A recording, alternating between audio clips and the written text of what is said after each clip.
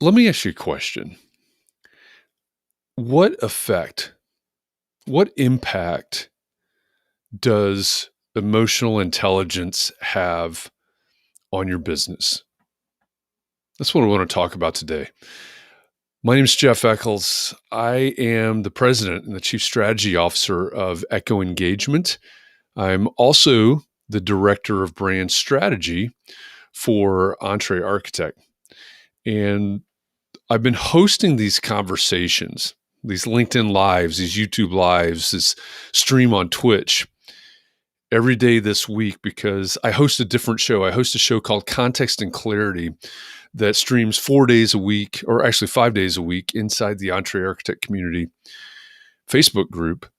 And also on Thursdays with a special guest and a co-host out to Facebook and LinkedIn and YouTube and Twitch. And we cover topics every day that, number one, I think they're the need to know topics for your success. They all of these topics fall under the umbrella of the business of something, whatever it is that you do. Whether you're an architect or you're an engineer or you're an attorney or a doctor or a real estate agent, whatever it is that you do. And it struck me as I was preparing for this week's conversations, where we pick a theme every week, the theme for this week being emotional intelligence. It struck me that this theme of emotional intelligence, it's squishy, right? It's the soft side of business, maybe, but it's vitally important to all of us in all of our businesses, no matter who we are, no matter what we do. And so that's why I decided to launch this series of live streams, live shows, LinkedIn, YouTube, Twitch, live this week to expand the conversation outside of the world of architecture, the A&E, and the C, just to see if there's anybody out there that wants to talk about these topics. And I want to make it really clear. I am not an expert on emotional intelligence. I'm not an expert on empathy. I've studied empathy for a long time. I actually have a keynote called Ego versus Empathy, How the Stories You Tell Are Making You a Commodity. But I'm not an expert. I'm not a psychiatrist, a psychologist, a neuroscientist. I'm none of those things. So what I invite you to do, if you are an expert on emotional intelligence, I invite you to weigh in on this conversation. On the flip side, if you have questions or comments or experiences to share about emotional intelligence, I invite you to share in this conversation today. I'm going to stay here for maybe 20 minutes or so and give you a few of my thoughts on emotional intelligence and give you a little bit of a preview because, like I said, on Thursdays, Context and Clarity is live on Facebook, on LinkedIn, on YouTube, on Twitch. I have a co-host named Catherine McPhail, and Catherine and I host a special guest every Thursday. Today's special guest is firmly rooted in the world of architecture.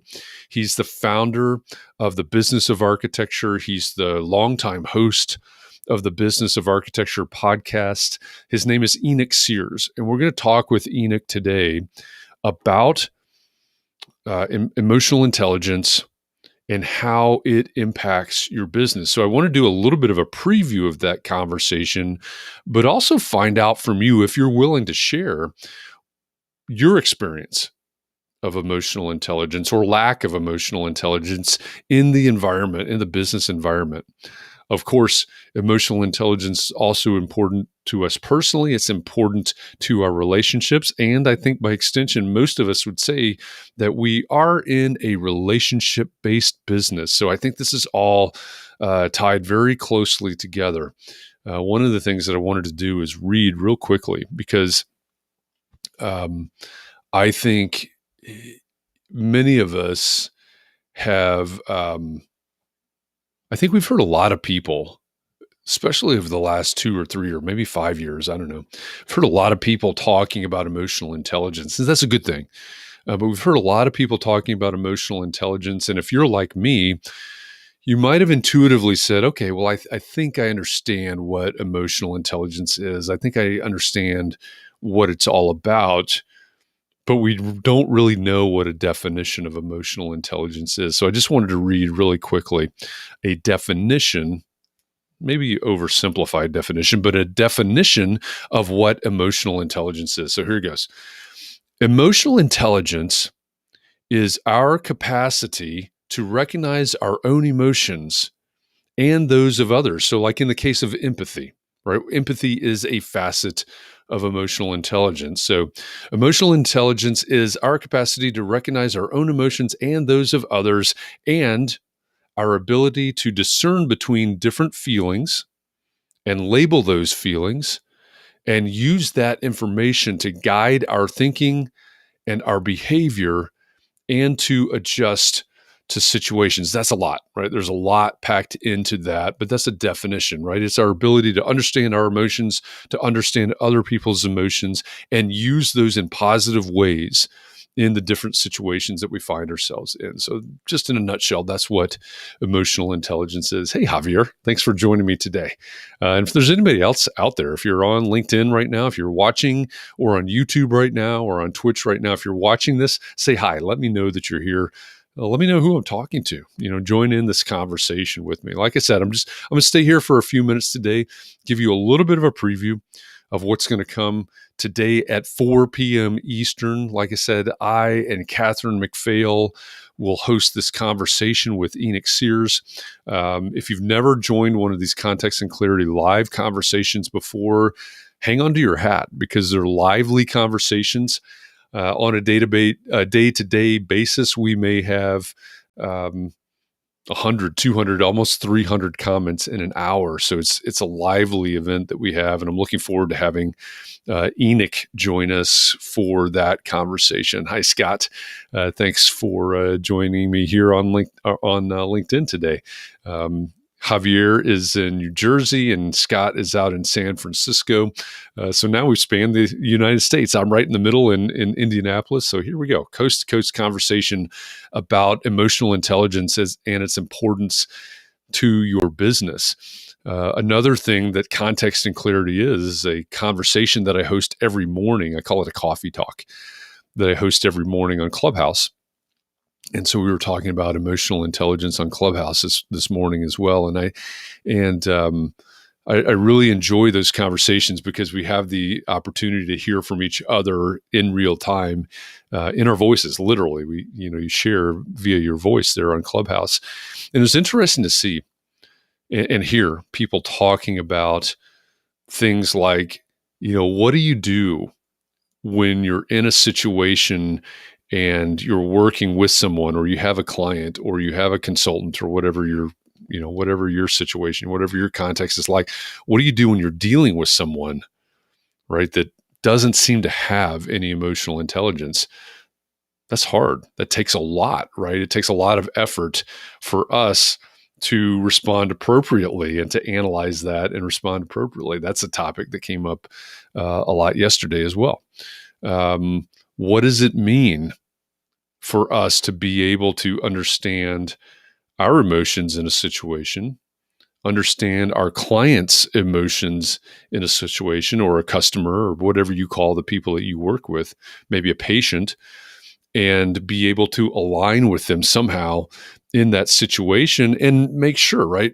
If you're in professional services, right? If you're in creative services, design services, you're an architect, an engineer, an attorney, an accountant, a doctor, something in that realm, how important is it for you to be able to understand your client, your customer, your patient's emotions, and why they might respond to something in a certain way, and prepare information in a certain way, right, based on that understanding? How much better would we be at our jobs, at our craft, whatever it is that you do, if you have the emotional intelligence if you've thought through how this word, how this conversation, how this setup, how this presentation will impact and how your customer, your client will respond to that. I mean, how much better would we be if you are an architect, like many in my network are, or an engineer or something like that? How much better would you be at designing a solution for somebody if you can understand how that would drive their emotions? So those, from the idea of emotional intelligence in the work or in your profession, I think is the way I want to say that. I think it just makes us that much better at what we do. Evelyn Lee, who is a co-host of Practice Disrupted podcast, and she works at Slack. She's an architect at Slack. She posted an article on one of my in the comments of one of my posts earlier today here on LinkedIn about emotional intelligence and leadership. I mean, think about that. Think about where we've been in the past 12 months, right? Again, I'm not an expert on emotional intelligence. I'm simply here to facilitate a conversation, and I invite you into that conversation. So if you are an expert in emotional intelligence, please weigh in. If you're an expert on empathy, please weigh in. If you've written an article on emotional intelligence, please weigh in. But Evelyn posted that article about leadership and emotional intelligence, and it really made me think, where have we been in the past 12 months? And without trying to make this political, where have we been in the past, say, 5 years at this point with leadership, either in your business, in your family, in local politics, state politics, national politics, whatever. What have we learned about emotional intelligence or lack thereof in the framework of leadership, right? And the importance of emotional intelligence in leadership. Again, bring it back to your business, right? Your business probably went virtual, probably went remote just over a year ago if you're in the United States, maybe a little bit longer than that if you're not in the United States. So how was leadership impacted, right? How was your business impacted when people weren't in the office anymore? How do we understand what people need in the face of crisis? How do we understand what people need when we're not in the same place anymore? There are an awful lot of leaders that feel like they need to have their finger on the pulse of what's going on all the time. And now all of a sudden, everybody's out of the office. So how do you adjust to that? How do you adapt to that? How do you lead people? How do you make people feel more comfortable? These are some of the things that I think about when we're talking about emotional intelligence in leadership and in business. Javier says, I found that in presenting a schematic progress to a client in the residential world, I've started the conversation telling my clients nothing is set in stone before we look at the drawings, because I know how overwhelmed some clients may get and be defensive on some of the changes. It can be a lot for them. So I let them know this to help open up the conversation. That usually keeps them cool and open to ideas. I think that's a really great example. I think that's a really great example about how we can learn what certain things do to our clients, right? And I think that's a great example pre-COVID. And it's a great example during COVID and a great example post-COVID. That's going to probably evolve a little bit, probably has evolved a little bit. But if you're a design professional, right, of course, right, you're the professional, you're an expert, all of those things. But how invested are your clients in that design? How much ownership do they want to have of that process? And every client is different. And that's part of this emotional intelligence, right? Every client is different. They're going to respond in different ways. But I think something like what Javier is talking about there, that's a great understanding that something as simple as opening a conversation by saying, hey, listen, here's some ideas. Nothing is set in stone. Let's talk about it. How disarming is that? And I think So thank you, Javier, for sharing that, because I think it's a great example of something that we can do. If you're a doctor, what do you do when you have to talk about test results? What do you have to do when you talk about a diagnosis or a prescription or something else, with a family member or the patient, or something like that? When you're an attorney, maybe you're helping a client with a negotiation or something like that. What do you do to um, it's not only make your client more comfortable, but also set them up for success, right? I'm thinking about in terms of a negotiation. You go into some situation with a client, and you know what might happen, right? You're the professional. You've been through this a few times, and you know what to expect. You know how these processes normally go. You know how these negotiations normally go. Your client has hired you because they probably have never been through this before. They don't know what to expect. So how do you not only prepare them for that, but also set them up for success? Warn them, hey, this is going to happen. This is going to happen. This may come up. What we need to do is take a breath before we respond to anything, right? Things like that.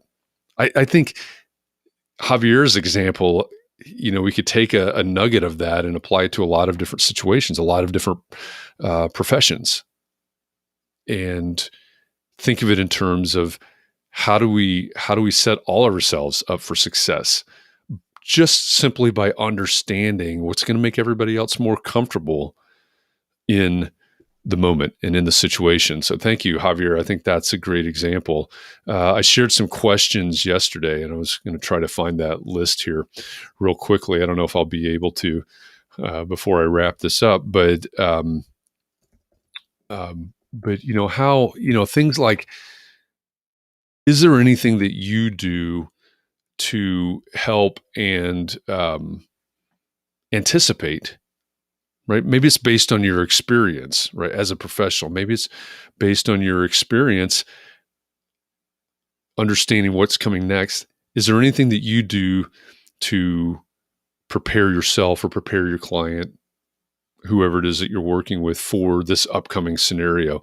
Yesterday, somebody in our context and clarity conversation mentioned nonviolent communication, NVC, which it's all based on emotional intelligence. They're actually working with an NVC coach. Again, that's NVC is nonviolent communication. So one of the concepts they talked about yesterday was the pause, right? But the pause before we react, the pause before we respond. Another thing that came to my mind yesterday in our conversation was Chris Voss. If you're not familiar with Chris Voss, Chris is the former lead hostage negotiator for the FBI. He's got an excellent book that I encourage you to read called Never Split the Difference. Those of you that know me, you know that I recommend a lot of books. I should have a link to the page on my website, my reading list on my webpage. I'll try to grab that here real quickly before I'm done talking. But Chris Voss has a book called Never Split the Difference. He also has, I think, at least one TED Talk. He's got a master class. There's lots and lots of great videos that he has that are widely available on the internet, right? Just Google Chris Voss, ChrisVoss. And he, if you want to see my reading list, there it is on the screen right now. He talks through these situations, and he applies his experience as a hostage negotiator to everyday negotiations, trying to buy a car, trying to get a raise, or a new job, trying to get a higher salary, whatever. Getting your kids to eat their peas or something. He applies that experience to all of those situations. And one of the things that strikes me is almost everything that he talks about is based on emotional intelligence, and of course NVC as well. when he talks about the fact that you're in his world, his past world. I think you would normally maybe think this hostage taker is my enemy. This hostage taker is my adversary. But the things that he talks about, the lengths that he goes to put that person at ease, to align yourself and your goals with that person. Think about that for a minute, right? You have to, on some level, it may seem counterintuitive, but on some level, you have to basically think of yourself on the same team, because what's at risk there? What's at stake? What's at stake is the lives of those hostages. And so it's really interesting, the different ways to think about emotional intelligence and how, where it's important and how it's important, and where we need to apply it in our lives and in our businesses, and dealing with our relationships and dealing with our clients, and everything. So, my encouragement is to think about and learn as much as you can, whether you're an employee or you're a leader, you're an owner, you're a sole proprietor, you're a vice president of something. Think about emotional intelligence and how it can make you better. Just think about that. How can emotional intelligence, increasing your emotional intelligence, make you better, a better boss, a better employee, a better professional, whatever your context, and you have multiple contexts. But think about how emotional intelligence can make you better at what you do. So that's my encouragement to you. And I'm going to wrap this up because I've got to jump on another call. But again, my reading list, the link to my reading list is on the screen right now. Many of you know I recommend a lot of books. I read a lot of books. So there's my reading list. Again, my name is Jeff Eccles.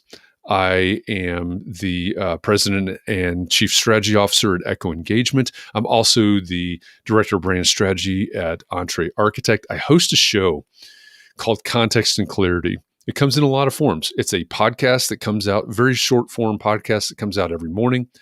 It's a coffee talk that happens every morning at 9 a.m. Eastern on Clubhouse, and every afternoon, weekday afternoon at 4 p.m. Eastern, it's a live stream.